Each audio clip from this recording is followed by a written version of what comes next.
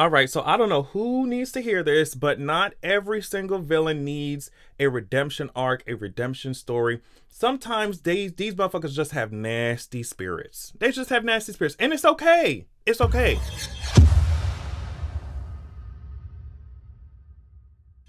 Now, before people get mad, before everybody get mad, this is not to say that, you know, redemption arcs are not necessary at all, right? I'm not saying that. But I think what I'm saying is, if you're going to do a redemption arc, let it be believable. Let it be believable. Let it be something like a gradual evolution of the villain's thought, frame of mind, you know, experiences. Let it be a gradual evolution. Y'all are literally killing me when it comes to these kumbaya, come together you just spent the entire movie fighting this supervillain who done killed your family, killed your Uncle Ben, killed your auntie, whatever, killed your this, kidnapped some kids, gored but God butcher, all type of shit, bitch. And when it get to the end of the movie, instead of a boss fight, instead of an all-out brawl, which is what I signed up for when I came to watch a superhero movie, here these bitches come, here y'all come, here come the protagonist giving a whole sermon. Like, I did not, first of all, I'm not religious. You already know that. So if I wanted to hear a sermon, I would have still been stuck in the same brainwashing bullshit that my ass was. I don't want to hear no sermon when I come to see some bitches fight. I'm not hearing none of that shit. I'm not hearing none of that shit. And it's just as lame as when Batman and Superman, what did Superman say? Martha! It's just like, I'm not trying to fight. I'm not trying to hear none of that shit. So first we start off, I'm just going for 2 examples, right? Or maybe a couple more if I can think of it, but just 2 real quick. The first one off the top of my head was Max Lord. First of all, don't let me get to start dragging Wonder Woman 1984. Don't let me get to start doing that shit, because it don't, let me tell you something. It don't make no sense how shitty them fucking villains were. I mean, Cheetah should have been Cheetah, honey. And it's no shade to the actress. No shade. But y'all were trying to do way too many villains in one movie. That's the first thing. Oh my God, that was the first thing. You needed to pick one or the other. Pick one or the other. You already know, DC, you already know y'all be struggling with live action. So ain't no way that you over here doing 2 fucking, how many villains y'all had in that movie? Ain't no way. That's the first thing. The second thing is, like I said, when I reach the end of a fucking movie, I want the climax to be the climax, not no fucking spoken word at no open mic. Why was Diana, you know, being blown into the corner like Storm was there or some shit, giving a fucking sermon to Max Lord? I'm gonna read this shit real quick. Diana breaks through to Max by speaking to him about the power of truth, then uses her lasso of truth to force the megalomaniac to see the error of his ways. Diana speaks to the people of the world through Max and convinces all of them to renounce their wish. They do, and the world begins to revert to normal. Now remember, Max Lord's kid, the kid, Max's son, wishes that his estranged megalomaniac and power-hungry father would return to him. The kid's wish only happened when his own dad renounced his wish and realized the error in his ways. So you mean to tell me, and you have to understand that I'm somebody, I literally just made a video about Justice League Unlimited. Diana is not somebody who will come and have 10,000 conversations with your ass, sit and have fucking tea and crumpets with your stupid ass, sit and have whole fucking debates with your ass. Guess what, Diana, once Diana reached for her fucking sword and her goddamn whatever the fuck she had, her last old bitch, it's over with for you, bitch. What are you talking about? What are you talking about? The real Diana?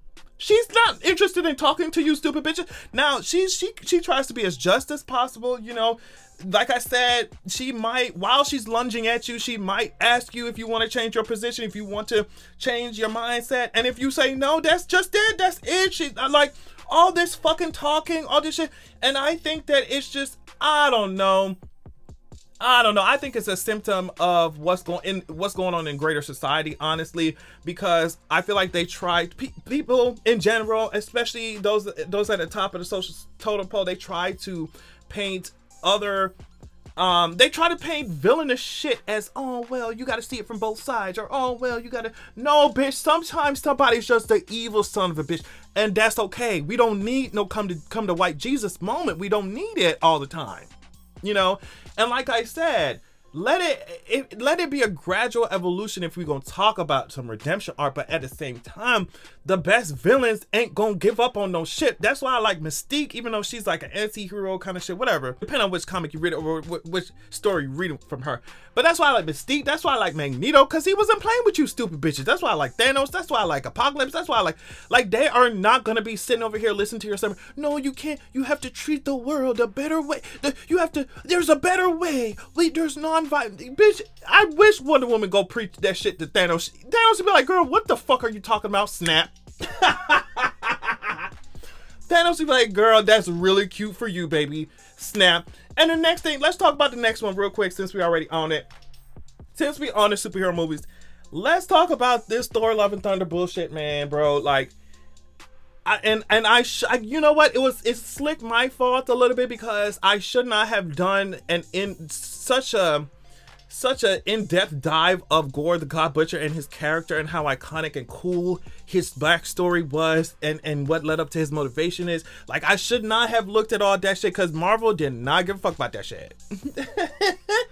Marvel did not, when it comes to live action, they did not give a fuck about that shit. And I was like, okay, whatever, okay. Even though I think, like I said before, if we had traded them scenes of Thor talking to his ex, honestly, I did not even like the tone of that movie. I think it should have had a serious tone. I think I already said this shit. Like Multiverse of Madness, of course, there's some jokes, but like, I think it should have been Multiverse of Madness type of tea. Like, oh my God, we get it. He's a fucking himbo. Like, wow. Like, I was so over it, especially because of the potential that Gore had to be a fucking sickening ass villain, right? So here you got Gore, who done kidnapped how many motherfuckers? Who knows how many guys he done killed? Who knows, right? And then when it comes to the final end of the journey, you got Thor, I mean, just turning his back. Well, you gonna do it anyway, so I'm gonna. I was like, okay. And then Gore gonna just change his mind. Oh well, I don't want to kill no guy. I don't want to do the thing that I spent how many fucking years doing the whole time before I met Thor. I don't want to do that shit no more. I want. Please, can you take care of my daughter? Can you take care of my... Thor gonna preach to this bitch talking about, oh, all you need is love. And then, like I said, I'm coming from I haven't read it like that, but I've done the research on it. Gore literally, in the comics, Gore took Thor and tortured his ass for how many days? 17 days or some shit? I forget how long. But you coming from that kind of character to somebody who at the end of the movie is gonna turn just abandon all of his fucking convictions and motivations and just be like, oh yeah, girl, I'm gonna use my wish to raise my fucking kid. It's just like, okay, I get it.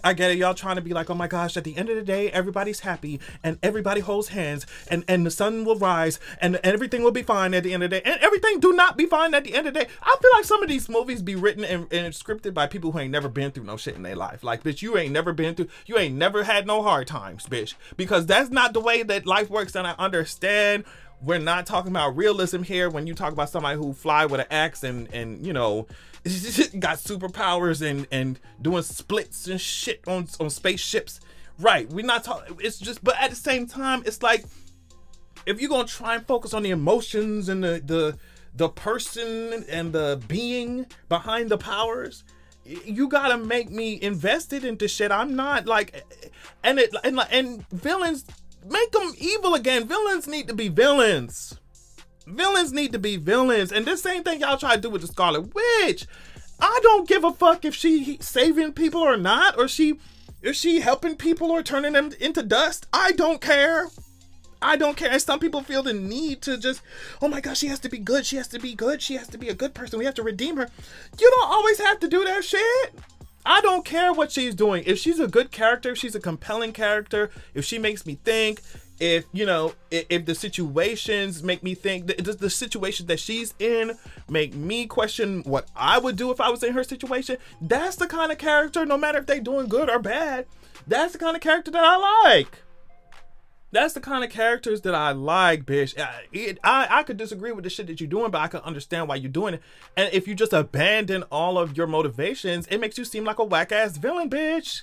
Take me back to the good old days of villainy, bitch. Take me back. You serious? Take me back to the good old days of villainy. I don't want to go to prayer meeting with these fucking villains. I do not want them to look in my face talking about, oh, I have a change of heart. No, you didn't, bitch. You're supposed to be evil son of a bitch. We supposed to have a, listen, this redemption, this stupid ass redemption shit is killing the boss fight. It's killing bring back the boss fight. Bring back the boss fight. Instead of an all-out fight, I'm seeing outreach programs for these villains. What are y'all doing? What are y'all doing? If I was a supervillain, I would pretend to be on y'all side when y'all do that stupid little bullshit, little redemption bullshit. I would join y'all superhero team, and then I would fuck y'all up from the inside out. That's it. Yeah, give me back my villains. Give me back my villains. I'm so sick of this youth group program bullshit, redemption bullshit that y'all be doing to my villains. Stop playing with my villains. Let them be evil. It's okay. And like I said before, it's a symptom of greater society. When you see how they do these racist ass, these ex-Trump fucking employees and these racist bitches, these fucking, oh, well, they had a change of heart. Sean Spicer over here on fucking Dancing with the Stars or whatever. Oh, well, he had a change of heart. Redemption time, redemption. No, bitch, you wasn't thinking about the redemption. You wasn't thinking about no redemption when you were bulldozing the fuck out of the American people, when you were fucking over people who you had in your life. You wasn't thinking about none of that shit, bitch. But yeah, that's the message. Sometimes evil is just evil, right? In real life, like sometimes evil is just evil, and in real life, if you fuck with that shit, try to give it a redemption or whatever, it's gonna fuck you over too. So just transfer that shit on over to my movies and whatever, and give me my villains back, okay? On that note, thank y'all so much for listening. Please let me know what y'all think about this. Thank you so much for watching, and I will catch you all later.